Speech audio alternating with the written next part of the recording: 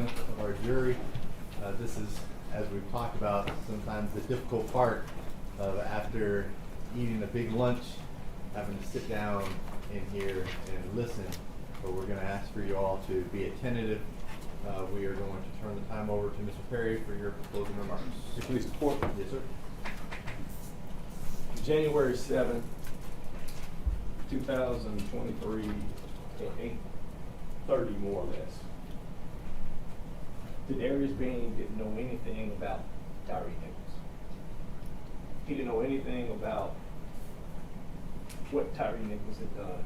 At that time, he didn't know anything about the fact that moments earlier, Tyre Nichols drove from 285 in Riverdale all the way to Ross in Rains while having blue lights cut on at first and then cut off because Memphis has a no chase policy. At 8:30, Tadarrius Bean would not have known whether or not Tyre Nichols had a gun, whether or not he had a knife, whether or not he knew self-defense. He didn't know whether he had murdered anybody. He didn't know whether or not he had kidnapped somebody or carjacked somebody. Because those are the things that Tadarrius Bean has to interact with on a nightly basis. Those are the types of arrests that he's made. At 8:30, Tadarrius Bean was a passenger in a vehicle that had a person in handcuffs because they had a warrant. And he hears that a person has been tased and pepper sprayed and had gotten away from his fellow officer. That's all that Tadarrius Bean knew. So at 8:30, on that same evening, while he's a passenger looking into the night for a suspect, not knowing what he had done or who he had done it to, he looks out the window and sees the person who meets that description. Tadarrius Bean, after he saw that suspect and met that description, would have a faith that would intercept with somebody who, according to his mom, didn't have it all together. At 8:32, Tadarrius Bean, not knowing anything about this man, did this.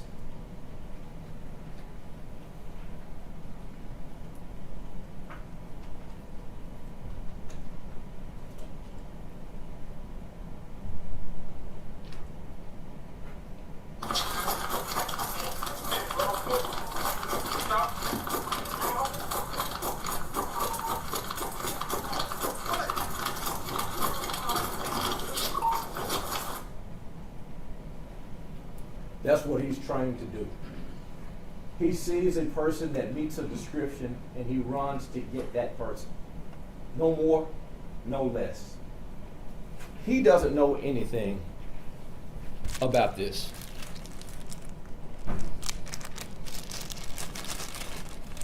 He doesn't know that this is in the man's car.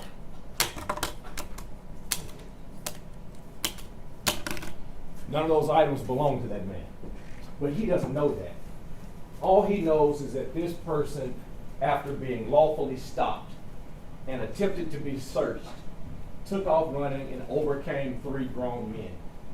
And he attempts to do his job. I told you at the beginning that the law in this case would come from the judge, and that hasn't changed. But the facts come from this stand. And the facts that have turned in red on this all support not guilty verdicts on all counts for Tadarrius Bean. Every witness supported Bean's not guilty. Every one of them. When asked about him holding this person and why he's holding him, every witness says the same thing. You can't let a person go if he has one cuff on and one cuff off. You just can't do it. Every witness, all of the documentary evidence supports Bean being not guilty. You see those items that are stolen. That's from the person who was just getting sesame chicken. But Bean doesn't do anything to punish this person. He's trying to apprehend him. Every witness says that. Every witness and all the videos support the fact that he's not guilty. And we'll go into these in more detail in the moments to come. if you isolate the actions of Tadarrius Bean, did he have probable cause to chase the suspect? Clearly he did. Was he proper to chase the suspect? And did he chase him in a proper way? All of the witnesses say the same thing, yes. The evidence shows that Bean, while pepper sprayed, maintained in the constant struggle with the suspect. You heard from the state's witness, Mills, that he pepper sprayed. Not only did you hear from him, but afterwards, when you hear this conversation, the so-called high-fiving about what happened, you hear during that conversation, Bean talking about his eyes burning. But in addition to talking about his eyes burning, he also talks about the fact that I bust my shit again too, meaning his knee. And you'll hear him talk about how the sutures in his knee open while he's out there on that particular night. You'll hear that you heard rather, there's no direct proof of any kicks coming from Bean whatsoever. The only strikes, if you slow it down, you take it at a quarter speed in particular, you see that all strikes are to the forearm after Tyre Nichols is turned over and is reaching up. He pushes the officers off of him while he's on the ground, and they're asking for him to get on his stomach so they can put cuffs on him. It's impractical and dangerous for Bean to let the suspect's hands go. And you heard about the one handcuff on, and you saw the experts in the case. And once again, you should judge Bean's actions based off of the training that he received, and you saw the evidence regarding the training.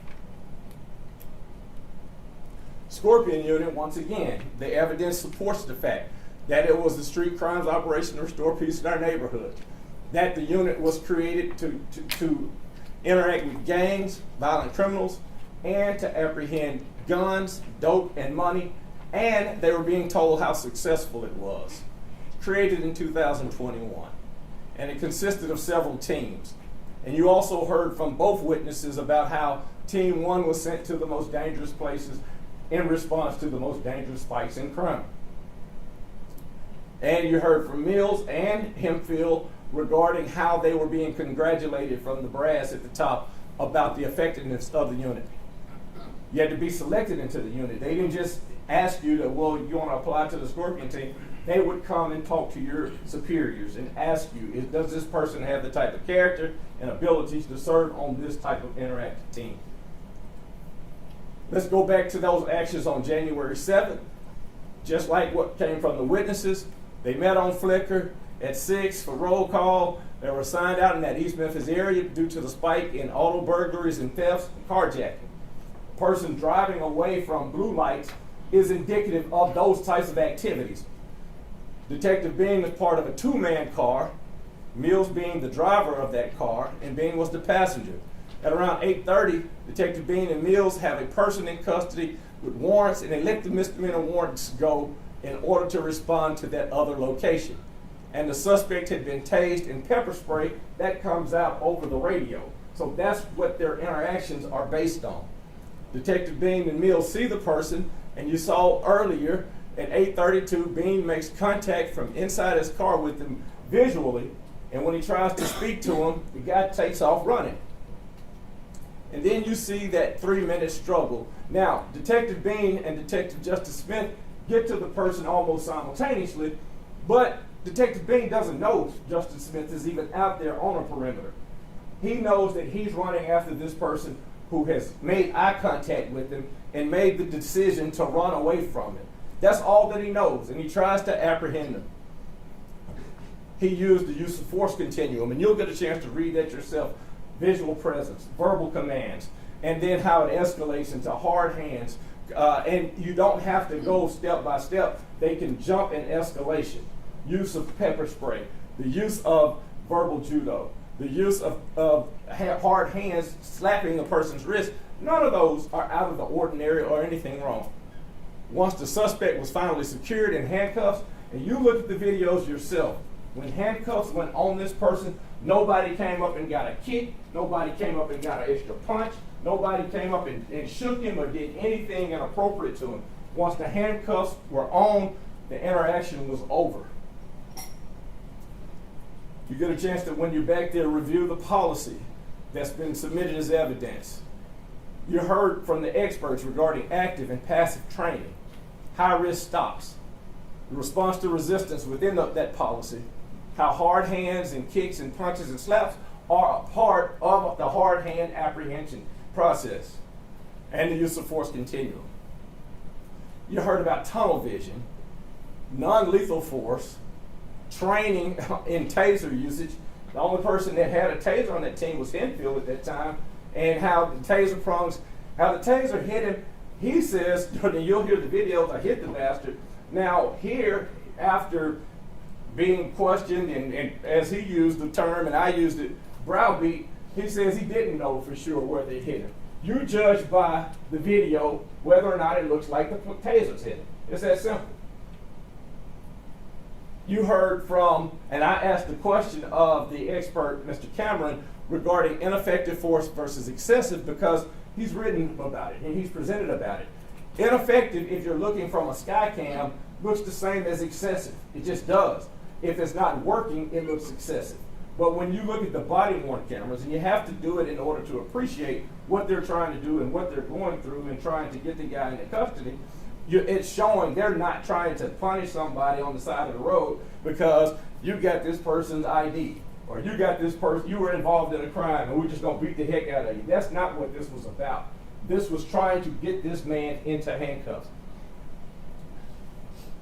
Mr. Mills regrets using his ass baton, and I'm sure he regrets the verbiage that he used.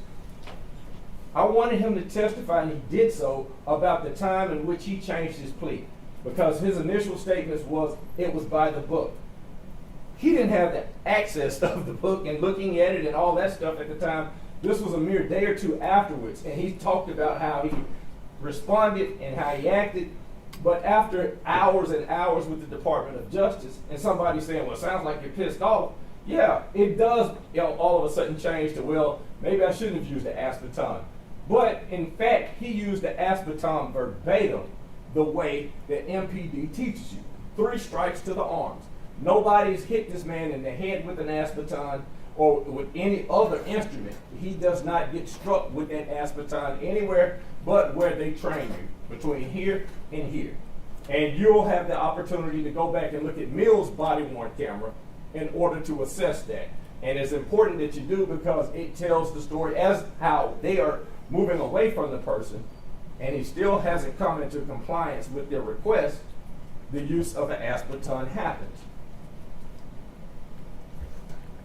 The witnesses in the case, when doing the opening presentation, you don't really know exactly how much a person might be incentivized by the fact that if you're looking at life and you negotiated down to no more than 15, etc., that might play a role in saying, well, you know what, I'm going to stretch the truth this far against them. But Mills was honest.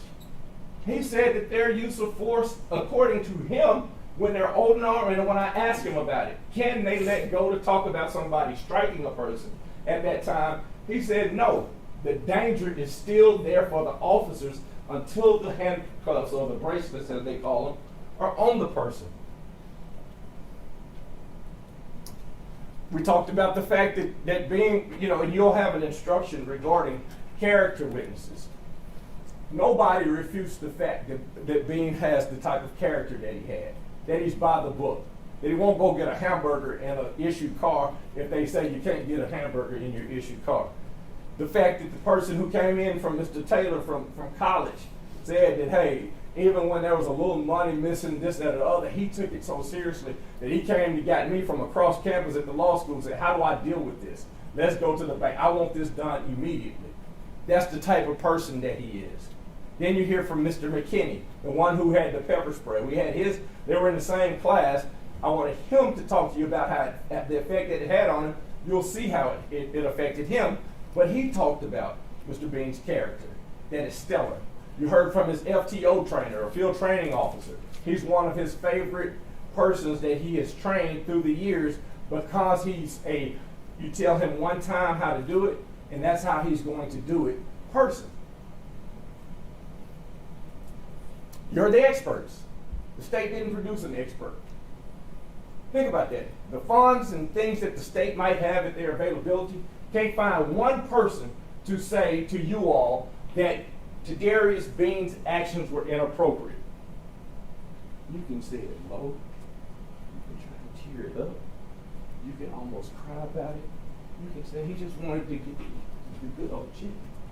But it does not change the fact that Tadarrius Bean acted the way that he's supposed to act. The time for sympathies and stuff like that, I have the highest degree of respect for Ms. Wells. I didn't ask her a question. She lost her son. I understand that. Any mother who loses a son obviously would have pain.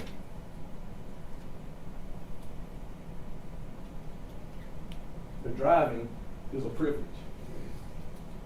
A person cannot take that privilege to do whatever it might be.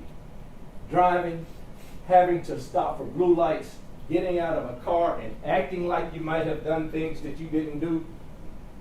They don't know the answers to that as public servants while they are trying to bring this person into custody. They don't have the privilege of second guessing it. It's not there. All of the experts indicated that Bean's actions were appropriate. And then look at the videos. Keep in mind, and it's kind of underscored when Ms. Headley was discussing it earlier, but Bean cuts that video on. The video does not all of a sudden get volume a minute later. What it means is while he's running towards the person, he hits it. And it's your body-worn camera is constantly recording, and then once you trigger it, it keeps the recording instead of recording over it. That's why the volume doesn't come on for a minute. So after he's in the course of running towards this person, supposedly going to do something to punish the man that he's never met before, he triggers his body-worn camera and gets to him and then stops him. But that's his body-worn camera that you hear her discuss about the sounds and things like that. It comes off because Tadarrius Bean, while he's trying to arrest Mr. Nichols, is in that scuffle where Mr. Nichols is constantly reaching up and knocks it off. But that's his triggered body-worn camera. The officers were aware, and you heard Mr. Mills say, well, I didn't know it for days later. There's no testimony whatsoever as to what Tadarrius Bean would have known as he's running towards the person and they pass this blinking blue light. They know that there's an overhead there. That's no surprise to them. Now, as far as the person who was there and he's been talking about the hours that they've spent in front of Department of Justice, then it might change to a shock me moment. Yeah, that was the first time I knew about it. But there's been no testimony as to whether or not Tadarrius Bean knew that there was a recording. What we do know is that he recorded himself because he hit that button. And you got to consider the distance and the angle of that pole camera. Next one. This is an isolation of the punches that we're talking about, and it's taken from the Skycop camera time. And so it just outlines the force that's used. The red lines at the top, you got two different kicks. You can't tell whether they land, and Ms. Headley talked about a thud on a camera, from the sound of a camera. That's not the same as looking at something and telling whether or not that type of force was administered. And you definitely don't know whether or not it's being seen while Tadarrius Bean is looking down at this guy trying to bend his arm in a way to put handcuffs on. The baton being deployed. If you'll note, and I forgot the exact phrase, but it sounded like clear or move back, when he pushed the baton out, they didn't stand in a location around Mr. Nichols to make this ass baton have to hit him in the head. They cleared so he could get to the place where they tell you to administer the blow, to the arm. That's why they get out of the way like that. And that's how you're supposed to. Then it appears that Martin slaps him with an open hand, and then Martin hits him. And nobody is here to say Martin did not hit him. Martin's not here.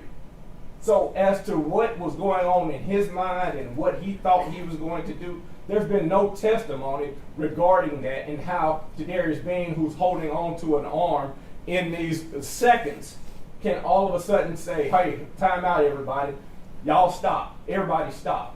And know whether or not Mr. Nichols is just going to stand there and say, we're all good now. you can put the handcuffs on me. But what I do know, brutal though it sounds, after the hitting, he fell when they pushed him put him to the ground, and the interaction stopped while he's back on the ground. They're on him, still trying to get the handcuffs on him, and they still can't get it until somebody comes in, really, until they can get the man's legs to stop moving and hold the leg for a second so that they can get him steady enough to put the handcuffs on him. And when you're looking at it, look at it from the fact that you're trying not to break his arm or dislocate his arm. That's what the concern of Tadarrius Bean is, and you can tell by their body movements. They're trying not to hurt his arms. That's what they're focusing on. They're trying to get those arms behind him, and he won't put them in a position where they can put the cuffs on him. And it's that simple.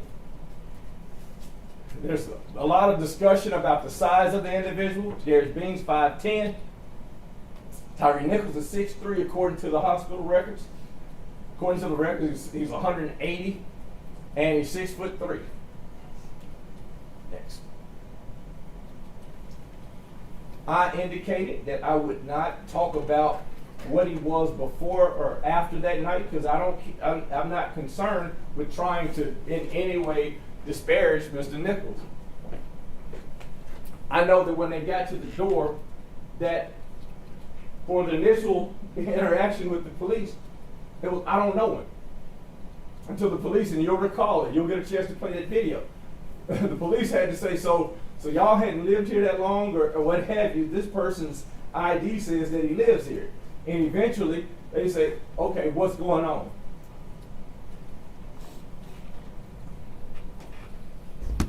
They don't know what all he's into. But there definitely had to have been something that this person said, I don't know.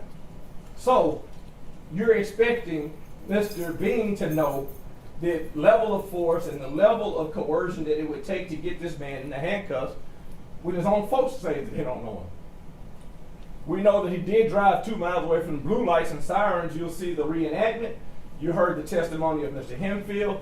And you'll see the videos that are involved, and you'll see the camera inside the car of Mr. Martin. You know that he ran from the first scene, and he ran from Detective Bean. That was from the testimony of Hemfield and from Mr. Mills.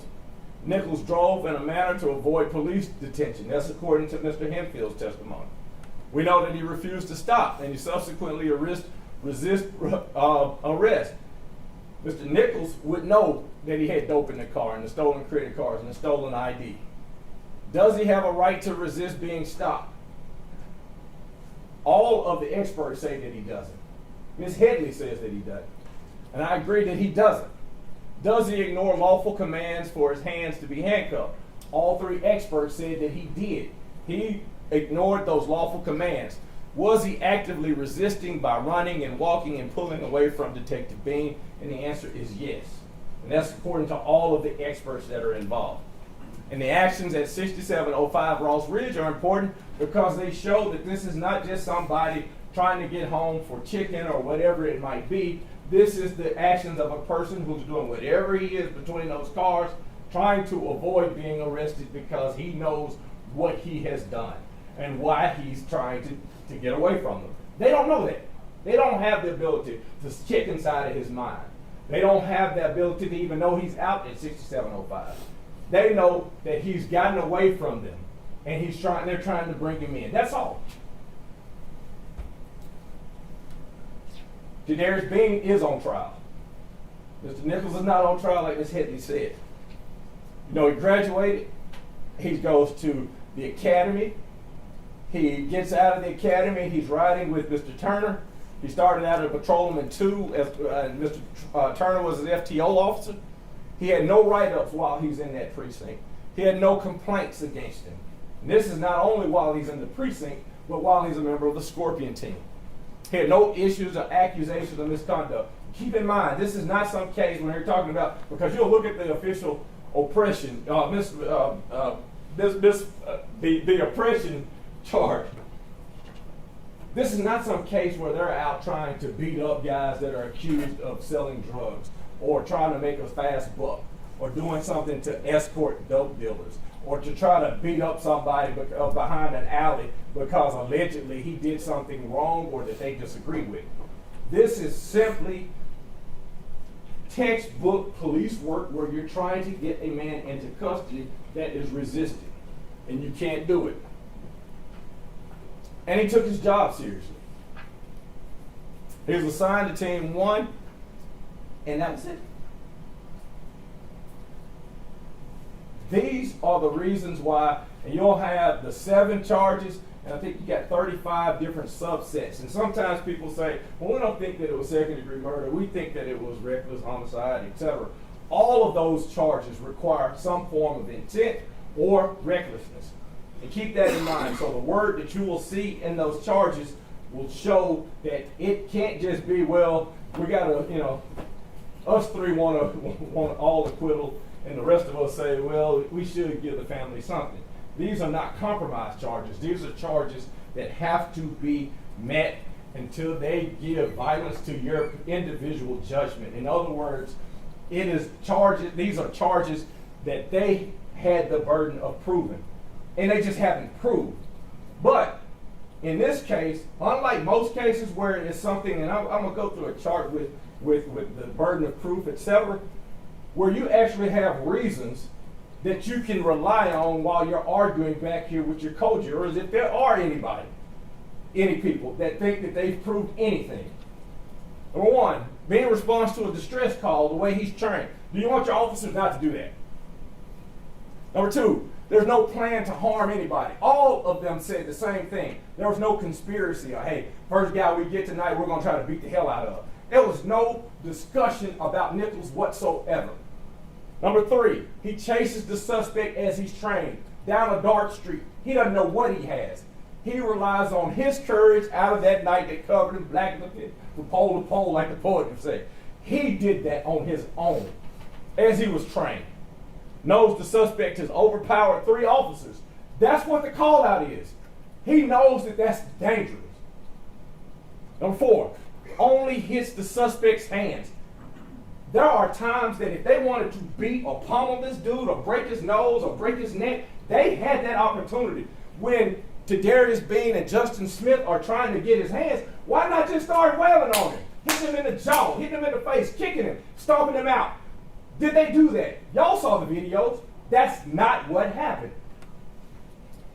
Next number, 3 experts and police officers all agree with Bean's actions, that they were appropriate under those circumstances. There's no conversation about injuring or restraining or killing Nichols at all from any of their witnesses. Bean manually and intentionally activates his body-worn camera. So to do all of these 7 things that they're saying that they're accusing him of doing, he wanted to record it. So in addition to being this great guy and everything that they make fun of, he's an idiot. He wants to record himself create these or commit these criminal acts according to them. Bean acknowledged Nichols' strength. You hear the conversations after. These high-five conversations, which is this. He's the hardest dude that we've had to arrest. And I'm going to, excuse my French. And I'm going to just try to talk to y'all plain and forgive me. And if anybody watching me or whatever, that I apologize for the cussing. But they are out there wondering, to use her words, what the fuck is going on? When Ron Will said she had to look at her son, she wanted to know what the fuck was going on. They wanted to know it. That's what they're saying back behind the truck. Man, he's high as fuck. God damn. Man, I bust my shit again. Man, I had to reopen my knee. I'm supposed to be off tonight. That's what these public servants are discussing. Where she's saying that it's high five and beer time, they're discussing this guy who, out of all those different arrests that they've had, have never had this type of issue. This is another thing. Hardcore, hard dope dealers or thugs or whatever you might want to call them, they might be bad. Usually, when they get to the police and the police say, put the hands behind my back, you know what they do? The perfect world, they might be saying, I'm going to call Todd and see if he can get me out of this. But they don't do what he did. That's not him trying to be some martyr. That's him, for whatever reason, thinking that he's more important than the process. Bean observed Nichols ignore these lawful commands. So while they're saying, hey, I'm going to be altruistic and say, we need to stop trying to hit him, he's supposed to overcome his own emotion, trying to get this guy into custody, his own adrenaline, his own fatigue, and be able to say, man, his own eyes burning, and say, hey, y'all, you can't hit, don't hit. Because I think there's some human factors that one of the experts talked about, Mr. Zalitkin. Bean observed Nichols gather his legs up. Remember when he's on the ground and they seemingly would have come into some compliance under, you heard Mr. Mills talk about what the aspartame does. What's his response to it? He still stands up and tries to walk off. Now, in this instance, in this case, because of the case and all that stuff, is, he can try to run because he's scared of these officers. Does that make sense? Ask yourselves when y'all are discussing it. He's just so scared that he wants to stand up and walk off from these officers, as opposed to turning over, putting his hand behind his back, and allowing the cuffs to go on. Witnesses testified that Bean is by the book. No prior instances like we talked about before. Nichols was motivated to flee in flight. He's got dope, stolen credit cards, and stolen IDs. That's a motivation for him to act like he did. Once the handcuffs were on, who struck him again? Who kicked him? Who talked bad to him? Not a single person once the handcuffs were on. There's no DNA evidence regarding Bean whatsoever. And what benefit would Bean have from injuring Mr. Nichols?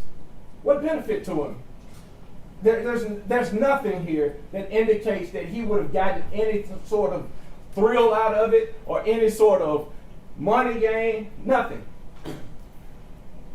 And so when you look at these 20-some odd reasons, think about this one also. Think about the video of 6705 Ross Ridge, where Nichols is not yelling for neighbors to come help him or not running his tail off to get to home and all of that. He's ducking and dodging between cars.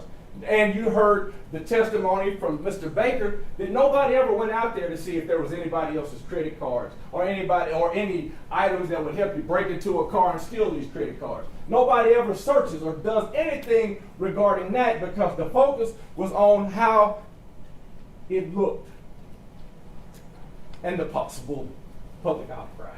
That's what the focus was on. And the investigation from the gate was biased. It wasn't any focus about both sides of it. It was all the rumors and innuendos that might be out there about what these guys might have wanted to do and all this type of stuff, but nothing about how difficult it was to bring this guy into custody.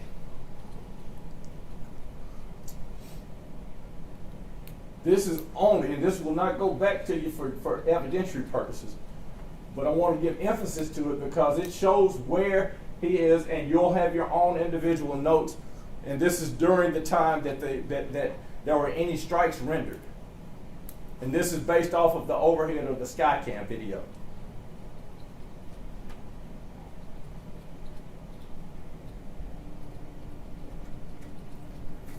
Time that the pepper spray goes all these different ways. Bean's eyes are still blurred and burning, but he has to have a hand on this suspect that has run off from 2 different locations. And he does that. And that's at 20, 33, and 57.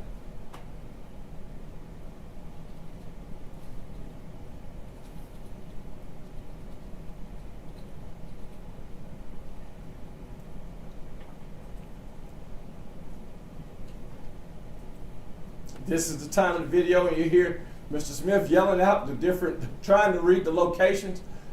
Bean is still with his hands on the person. He's not looking at Martin or what Martin's about to do or can do. His focus is down, and you look at where his head is, it's down. And that's at 20, 34, and 12 seconds.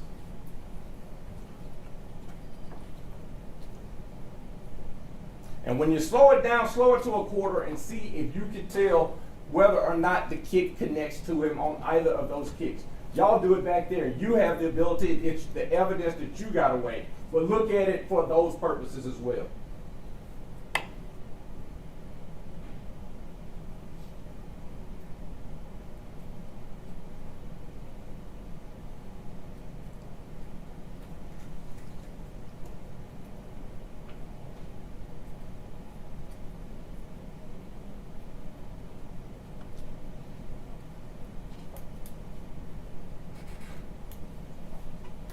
Mills is walking off, trying to regather his breathing. Bean and Smith don't have that luxury. They don't have that luxury to gather their breaths.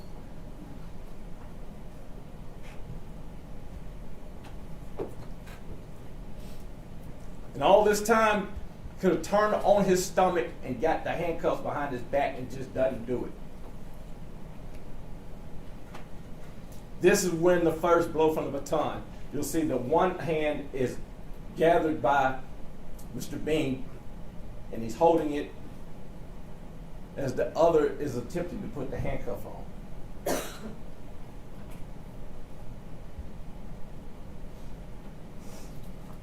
That's at 20, 34, and 56 on the Skycam video.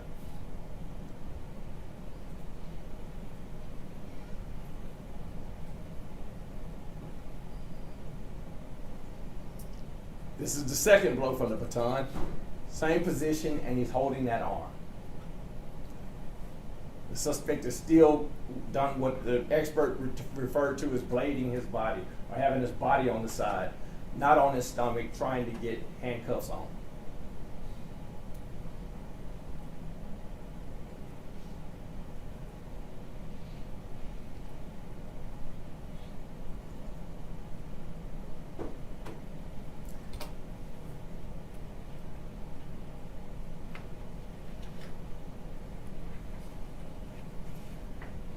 Mr. Nichols stands up on his own, and they don't have the luxury of saying, hey, let's just let him walk on so he can go up the street. They don't know where he lives.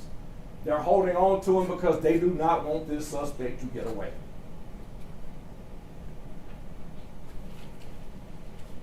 When you're at 20:35:08, analysts on the jury and people that are athletic and understand center of gravity, look at how he's pulling when you look at the video and you're isolated at that time.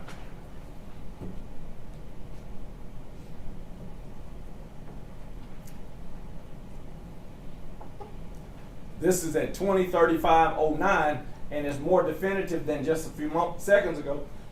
You will see his center of gravity, Mr. Bean's center of gravity, 20:35:09, where he's actively pulling the man away.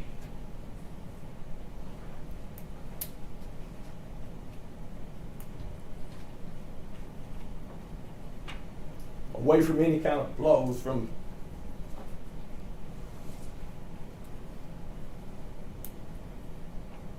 this is where his center of gravity gets lowest. And imagine that you're pulling somebody like this and they got the strength to not go with your pull. That's where it comes about. Man, he's strong as an MFer. He's strong as hell. That's what the other folks are saying. All me saying when they're over there is, man, he was eating. That's what they are offended by. The fact that after dealing with all of this, they say, you know, a person takes pepper spray, punches, etc. Man, he just was eating that stuff because it looked like he was high to them.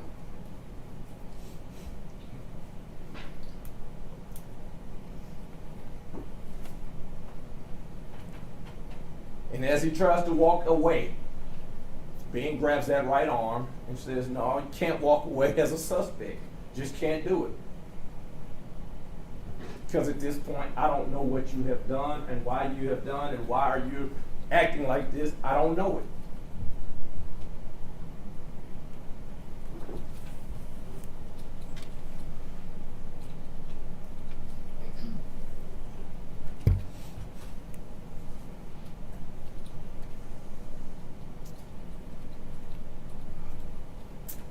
That's it. That is what you'll see on the videos that offends the state, and I understand that, and this is their case. But this is their case, and this is their burden of proof. criminal defense cases or criminal cases, you have the highest burden of proof in the history of mankind. Proof beyond a reasonable doubt. It's not a standard where you're across the street and trying to get custody, or if you're trying to get money on a case where a preponderance of the evidence, etc. Proof beyond a reasonable doubt. This case, more than any that I've ever had, is not only in this gray area, blue area, it's not in here where it would be not guilty. It's down here, proven not guilty. He videotaped himself. But you got the witnesses. We deal with Mills. Mills is the first witness that they called. That was a fact witness. No plan, no plot, no conspiracy, no knowledge of what Bean was doing. What Nichols was doing, I'm sorry.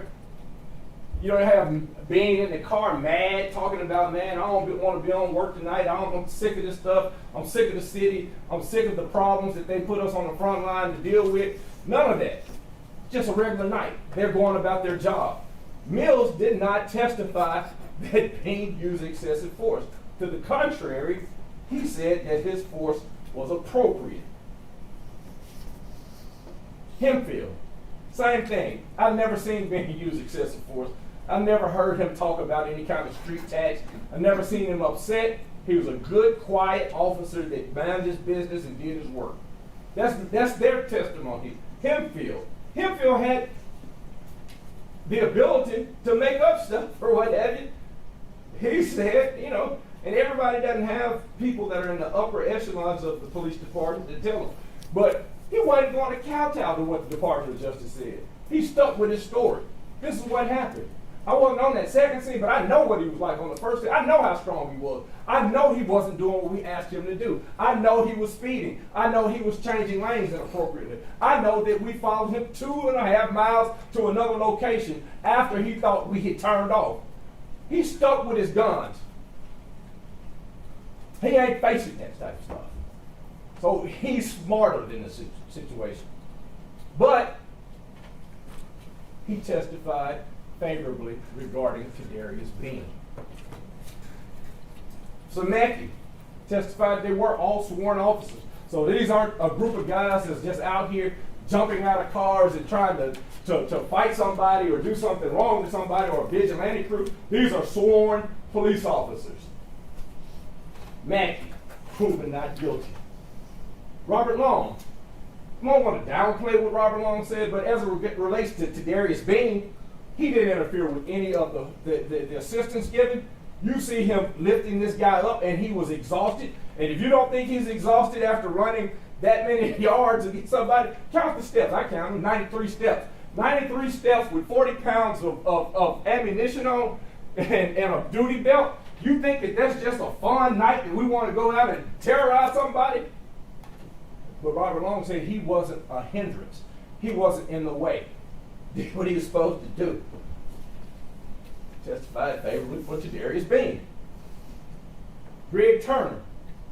He's my favorite, that's his word, trainee. He was studious.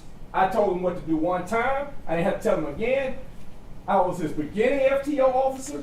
I was his release into the field secondary FTO officer. And I worked with him for the 2 years that he was in my precinct. Never an issue with him. It's no surprise that they came talking about Tadarrius. We need you on the Scorpion unit. We need you dealing with the issues that Memphis has. He testified for Tadarrius Bean. DNA expert. No DNA expert talking about what all he did and I'm glad I can barely say what deoxyribonucleic acid, ribonucleic acid, or what have you. I didn't have to say any of that. Why? Because there's no evidence regarding Tadarrius Bean. Proven not guilty. Kevion Taylor, I'm jumping back to a character witness. Knew him in college. Knew him at a time that, you might want to get it together. He wasn't 29 years old, he's 20. But he had it together. He had his act together. In college. That's a character person. That's not somebody out playing games at night. That's a character person that has what it takes to have been a sworn MPD officer that wants to work and get home at night. Proven not guilty. Marco Ross. Was there any evidence about anything that Bean did regarding any strikes to the head? No, they want to say that Bean, while he's holding this guy who has broken away from 3 officers already, is supposed to be responsible for what kind of day Detective Martin might be having. But we know one thing, that blows to the wrist didn't cause it. Blows to the wrist didn't kill him. Marco Ross, he testified in favor of Tadarrius Bean. Jordan Riley, Kelly Rogers, might have forgot the names, but we know one thing, they didn't know Tyre Nichols. We know that. We know that he had their stuff in their car.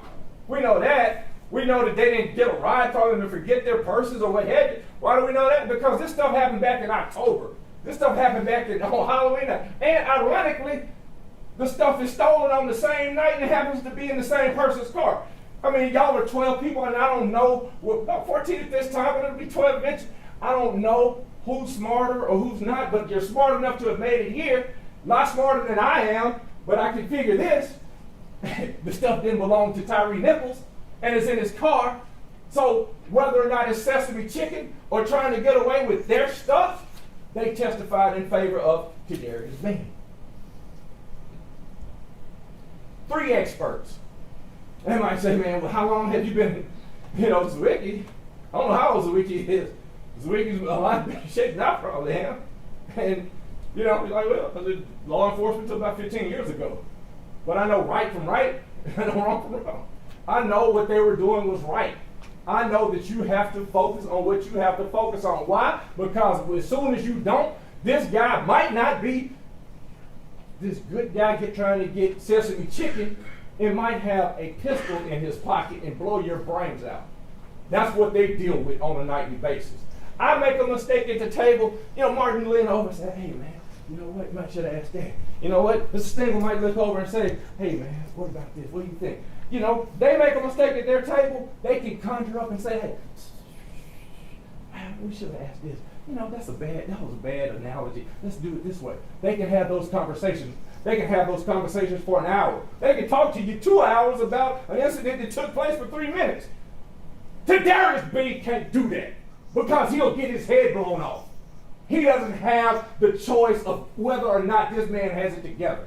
He does not have the ability to make that assessment. The games have to stop. All 3.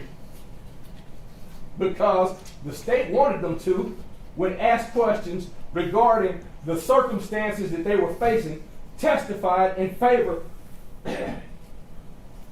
of proving not guilty. I told McKinney last, next to last, because McKinney knew him from the academy, and then he also testified about the eyes and how it feels. And you'll see his video back there. But he testified about that situation. Johnny Major said, character is when nobody knows what you're doing. Character is what you do when the lights are off. Character is what you do when ain't nobody else watching. That's what character is. Wasn't nobody watching that car when he said, hey man, come get me and run me a mile up the road. That's character. That is a person who has a fiber in him that nobody else can define for him. So when the New York Times dude called me and said, hey, I want to do a story on the parents to see what they think about their thing, you know what I can say to them? I can say, hey man, if I'm his parent, I'm jumping up and down with pride that my guy could get out of a car and run it after somebody who he knows nothing about because that's what he's sworn to do. I'm not answering the door and saying, hey, does Tyre Nichols live here? No. And these are good people now. These are good people. Good neighborhood. Solid stepdad. Solid man. Help his son get a job. Works with his son. I don't know him. I don't want his problems here. I don't know him. You think about that. Police knock at your door about children. I don't know the man. I'm sorry. I got to do it. I'm petty. If her son wasn't together at 29 years old and he's out on the street and he's running from where the police are, if he's running from them, I'm sorry. If he doesn't have it together, and he should have it together, I apologize to her. She's a good woman. Cussing don't bother me, because I'd be cussing about my son if he's dead. That don't bother me.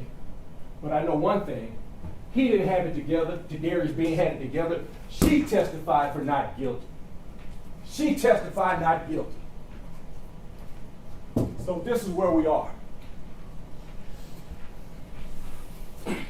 I don't know how much time I got left, but I'm about to beg because I don't have a vote. I don't have the ability to stand back there and to say what's right, what's wrong, or anything. I spent 5 days in your city, and I respect you guys for coming down here and being willing not to make up some story about not wanting to do it and overcoming whatever it is that is an imposition in your lives, because you got lives that you could be at home dealing with what you do. John Sr., my dad, taught me not to be jealous. Not to be jealous. Don't go to somebody's house and come here talking about, man, I wish we had that TV, yada, yada, yada. I couldn't do that. Not around him. He wanted me to have the type of character that Tadarrius Bean has. But I got to be frank with you. When I did my Monday morning and Tuesday morning and Wednesday morning, 5 o'clock walk around that square where the aquatic center is, and when they're setting up the festival on that Friday morning, I don't even know what the name of the festival is. I got jealous. That city's right. That city's right. Now, this city has some good leaders. And this city has some leaders that I love. And there's some leaders that I love that are on the opposite side of what they think might have happened out there on that scene. I respect that. I got to respect that. But I also got to respect the fact that in this particular case, you got 5 guys that are doing their damnedest to get home. I got one that I represent, that I am at the proudest moment of my life to represent him, because he did what I don't know if I would have the courage to do. He got out of the car and he grabbed a guy that he thought had done something wrong. That he'd done it all these other times and it wasn't a problem. But on this particular night, because of how he looks afterwards, after this man had 56 times that they asked him for his hands and refused to do it, because of that public outcry, or whatever it might be, he's got to sit here in front of you all. He has to have put his life in the balance, and it's in your hands. So you got all these different subsets, and while you look at those different subsets, I challenge each one of you that at the end of it to discuss it, because the judge says, hey, you got to read all that stuff, and you're supposed to read it, and it is respectful to read it. But it should be just as easy as he did to jump out that car on each one, not guilty, and to sign it. On the count 2, where it talks about the kidnapping, should be just as easy. On each one of these pages, you'll have the chance to strike not guilty, not guilty, oppression, not guilty, aggravated assault, not guilty, especially kidnapping. Any of those different charges is simple. You've sworn yourself to do it. You don't owe anybody anything as it relates to sympathies. It's an easy task in this particular case. It's right or wrong. And there's no way to say that, hey, we've gotten to a date in our society and in our world that we can't appreciate the fact that our public officials put their lives on the line for us each day, and they're trying to do right. So it's not a case where they're abusing the badge and trying to go out there and prove a point, or to try to kill somebody or something like that because I'm trying to rob this dope boy. It's not that case. It's simple as ABC. I'm asking this man to do a task. I'm asking him to give me his hands so I can put the hand brace on, and he's not doing it. And I'm trying my best not to break an arm, break a leg. I'm doing everything I know how to do.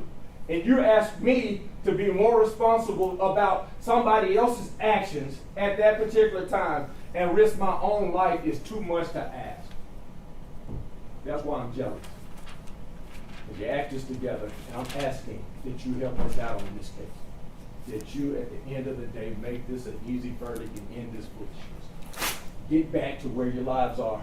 But make us have to have what it takes to do the right thing in this case. Overcoming any sort of public sympathies and things like that is simple. Tadarrius Bean is not guilty. And in this case, it's not even a close not guilty. It's proven innocent. Thank you, Honor. Not the attorney.